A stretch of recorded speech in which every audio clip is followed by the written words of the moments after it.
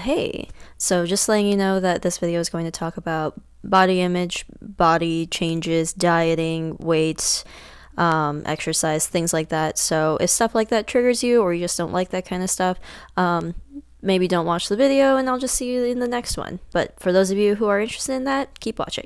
Hello! Is it tea you're looking for? Hi, my name is Star. I am your friendly neighborhood go-go dancer. I honestly don't know how to organize this particular video. That's the real Virgo side of me popping out. I'll just start from a month ago. So back in the middle of December, my boyfriend and I were staying at a friend's place while he was out of town. We kind of just treated it as our own little staycation at an Airbnb, but instead at our friend's nice loft in downtown. Don't worry, he let us do this and he was okay with this and whatever. I do not have a scale here, but at my friend's, he did. And I have not weighed myself in, oh gosh, a long time. I would weigh myself when I went to the gym. That was back in March. And I weighed myself at our friend's bathroom apartment scale, and I saw that I weigh now 142 pounds. Which you might hear that number and think that's not bad at all for someone who is my age, is my height. 142 pounds at 5'1" at age 25, not that bad. Especially since typically I hover around 130. It's not really uncommon to see women fluctuate 5, 10, 15 pounds all the time.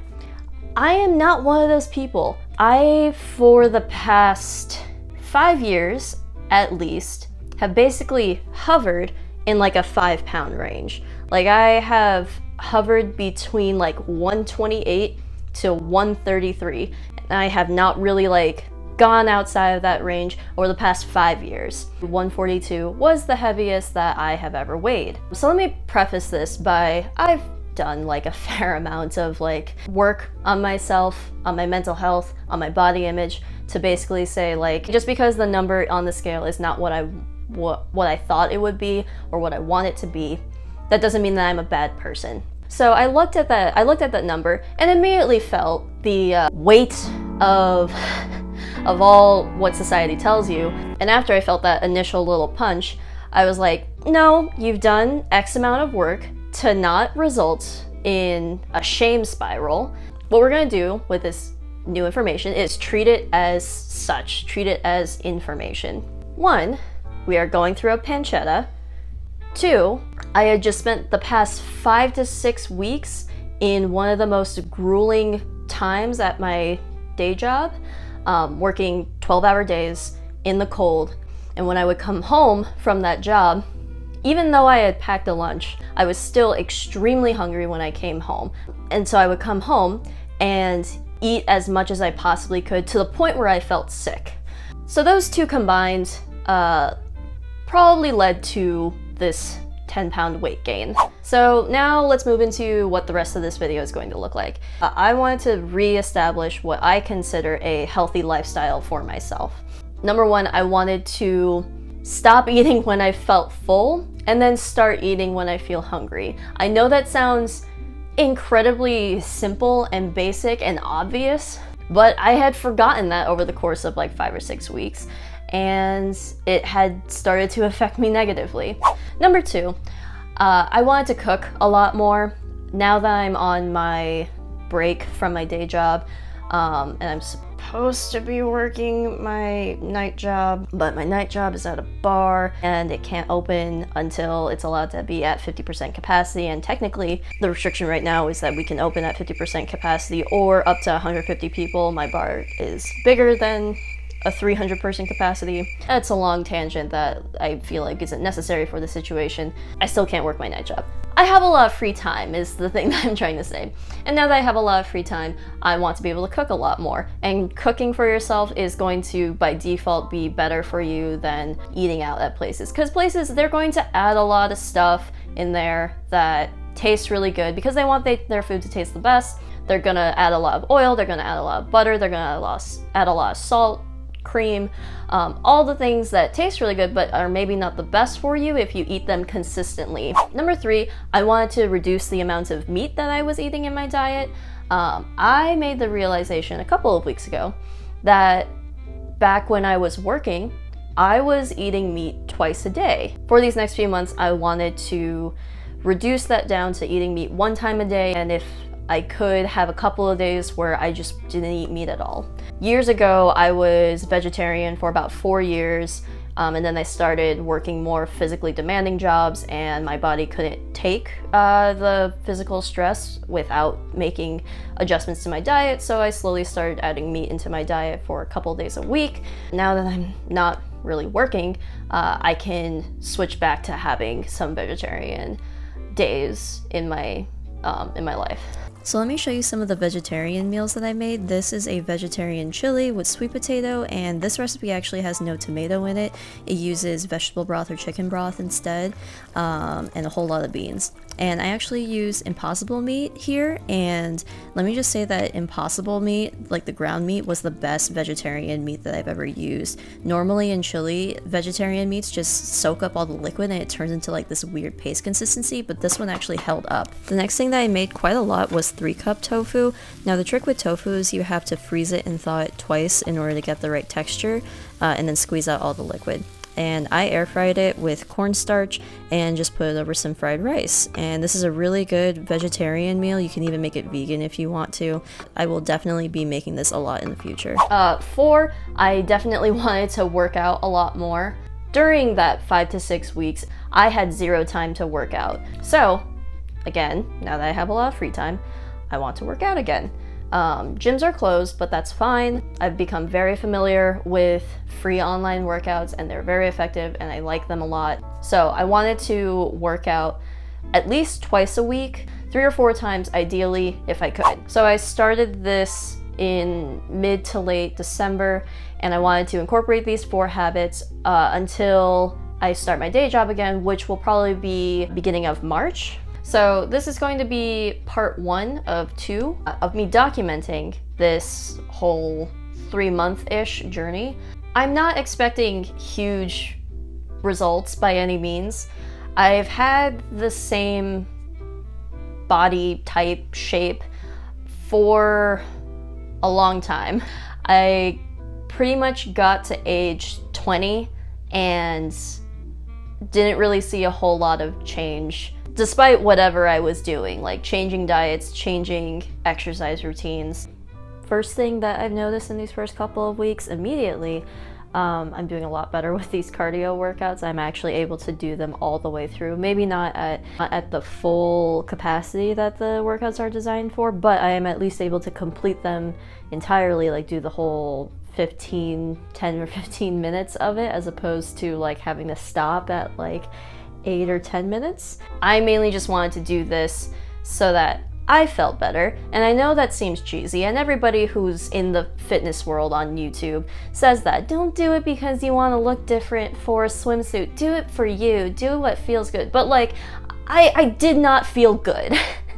and I want to feel normal. Oh, that had a lot of coffee dust in it. Oh god, that tastes like ash. I'm gonna show you like when I'm working out. I'm not gonna show every single time that I work out because I feel like that's boring. I'm gonna be showing you what I've really been eating, full tea. Like I'm gonna show you when I cheat on my diet. So another healthy habit that I got into was walking for about 15 minutes almost every single day. I would walk out on this frozen lake, which, bonus points, that means it's socially distanced. And I would just walk around one of those islands out there and back.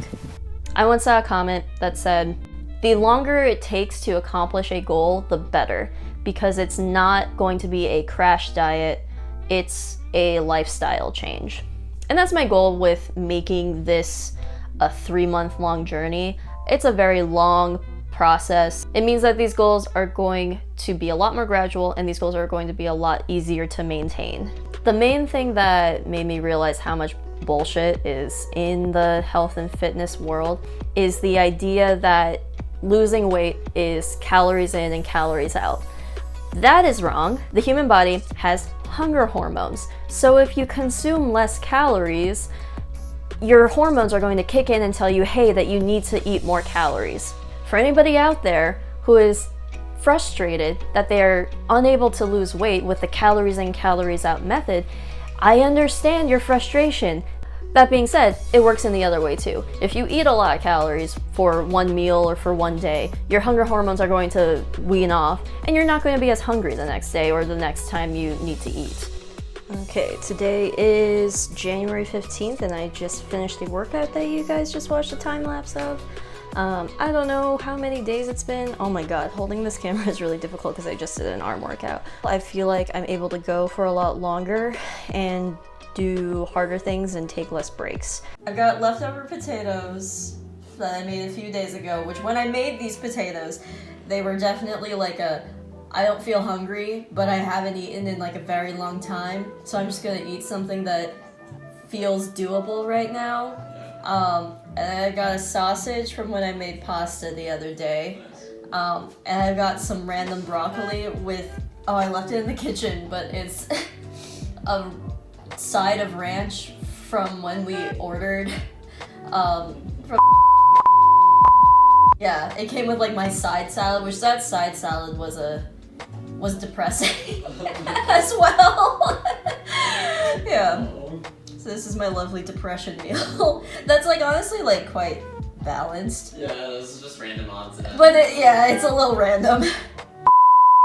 The thing that I wanted to focus on personally, and I think a lot of other people should focus on, is eating less calorie-dense food, and that's typically what people associate with processed foods. I don't like the term processed foods because that's such a vague and non-specific and non-scientific term.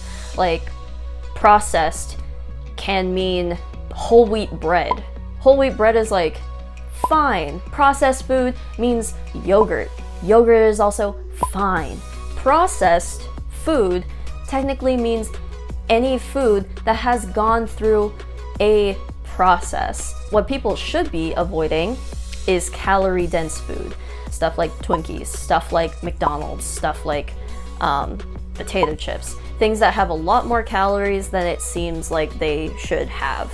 And I generally avoid that stuff, but like, come on, it's impossible to completely cut it out of your diet because humans are still animals and we still have the things in our brains that tell you, hey, this tastes really good, you should eat some. Hello, it is January 20th, aka the day of the presidential inauguration, and I just finished a workout. That's why I look like a freaking tomato right now. But yeah, just did some at-home workouts by the ab queen, Miss Chloe Ting, and I am very exhausted.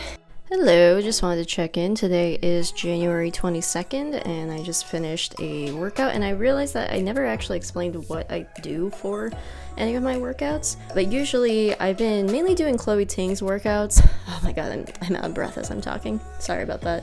I'll usually do 15 minutes of cardio followed by one of her workouts targeting either arms, abs, or butt. Although for arms, I usually go to Blogilates for that. I find that her arm workouts are harder and more at my level. I have like pretty like strong, beefy arms to be quite honest. Yeah, I just wanted to let you know what exactly my workout routine has been during this time. Back to the rest of the video. So I just want to say that like if anybody else is frustrated with their health and fitness habits, I understand. Do what makes you feel good.